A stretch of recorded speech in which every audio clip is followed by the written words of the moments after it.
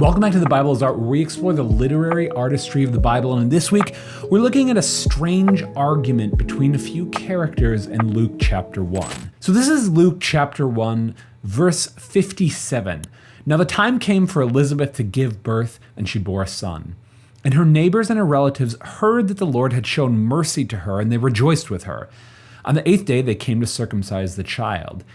And they would have called his name Zechariah after his father, but his mother answered, "No, he shall be called John."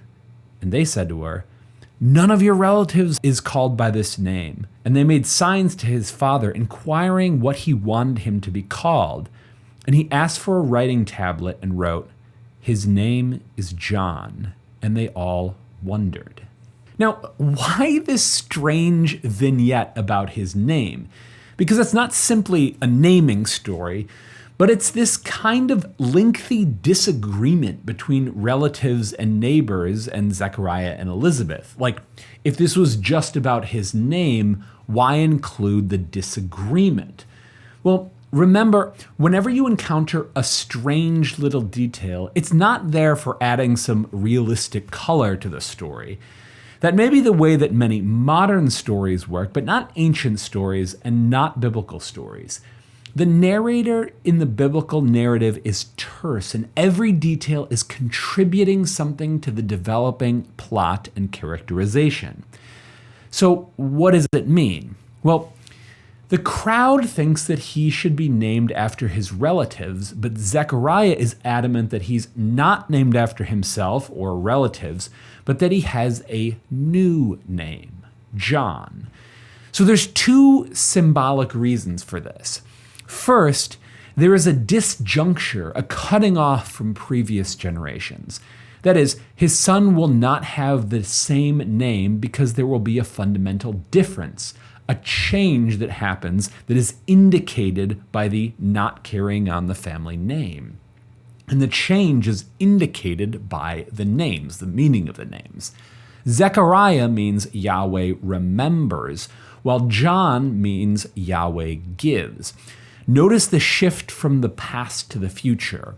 Remembering is recalling past things, and giving is now. Because Zechariah knows God is doing something with John now. He's giving something now. And this is not just reading much into names, but Zechariah will indicate these things in his speech in the next few chapters. For instance, in Zechariah's speech, he will use the verb to give twice. Zechariah is filled with God's Spirit, and he will say, John will give knowledge of salvation and give light to those in darkness. And later, when all Israel comes out to be baptized, John will say, in chapter 3, bear fruits in keeping with repentance. And do not begin to say to yourselves, we have Abraham as our father. For I tell you, God is able from these stones to raise up children for Abraham. Even now the axe is laid to the root of the trees. Every tree, therefore, that does not bear good fruit is cut down and thrown into the fire. That is, there's a break with John from the past generations. God is giving a new thing, and you can't rely on only what God's done in the past. This will be the character of the kingdom that John and Jesus will announce in Luke's gospel. You see these themes later in Luke's gospel.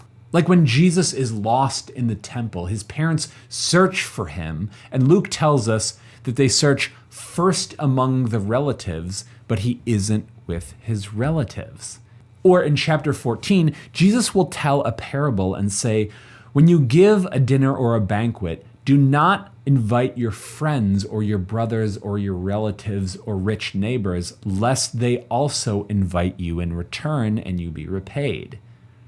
Or in Luke 21, when Jesus is talking about the destruction of the temple, he says, you will be delivered up even by parents and brothers and relatives and friends, and some of you they will put to death. But it's not just that there's a break with family, but more than that, that John and Jesus will be constituting a new family. And this is why Luke includes this little disagreement about the naming of Zechariah's son, because it reveals something deep about what God is doing in John.